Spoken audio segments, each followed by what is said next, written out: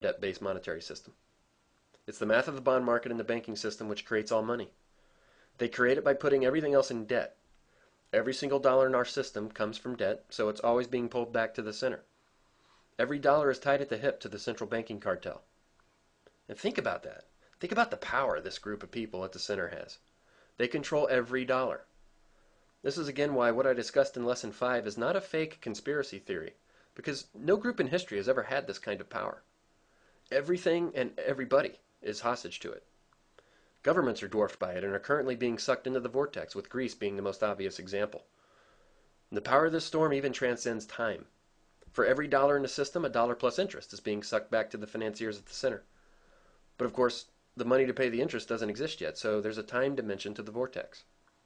The money we get from banks is notional money called credit, which gets created by sucking it from the future. And elite banks drive the growth and power of the vortex, and the Fed is their mechanism for establishing this one superpower vortex with no competition. The Fed accommodates the cartel banks whenever necessary by maintaining the low pressure in the center so they can keep sucking in outer band energy with debt.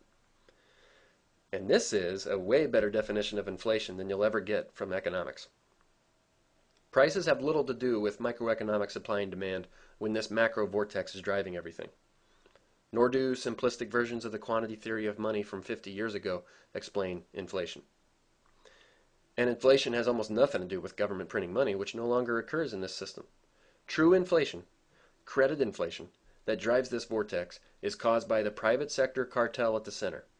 Government is just a willing accomplice. And to understand this better, we would need to go back to this issue of time. As using the vortex diagram in a different way, we could plot time from 0 at the center to 30-year bonds on the edge, and what's called the yield curve would illustrate the relative air pressure across the vortex, which drives its sucking power and growth dynamics. It's precisely the same as air pressure curves in a hurricane. But I'll have to do this in a future video. The bottom line now is that as long as people are willing to borrow more, the private cartel keeps the vortex inflating. We were probably a Cat 1 or 2 hurricane when the system would have deflated in the late 80s without Fed and Treasury intervention. Then we were probably a Cat 3 back in 97 when long-term capital management was saved. Then a Cat 4 as the tech bubble burst.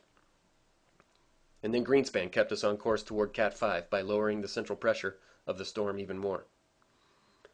So we're now at the Cat 5 point. The system can't grow anymore. And that's going to be catastrophic for those of us caught in the outer bands. Of course, it wasn't really just Greenspan, but actually the greater cartel operating in collusion behind the scenes of the New York Fed and the Council on Foreign Relations, which of course also controls the U.S. Treasury. They run the vortex. So, what if we want to change this dynamic? What would be a centrifugal force that could balance the centripetal vortex forces? Well, the sucking power of the vortex comes from debt-based money, so the opposing force would be sovereign money. Money that's not sucked from the future. Money that's not attached to increasing interest payments. Money that these guys and the people that work for them on Wall Street can't get their hands on because it's in your hands. It's not electronic digits sitting in their hands for their own leveraging and profit purposes. Sovereign money doesn't depend on the decisions of the Fed. It can't be sucked to the center of the vortex. In fact, sovereign money only becomes more valuable as these guys crank up the storm. But the problem is that sovereign money has been taken from the people since the bankers took over the U.S. Treasury, to make everyone dependent on the vortex.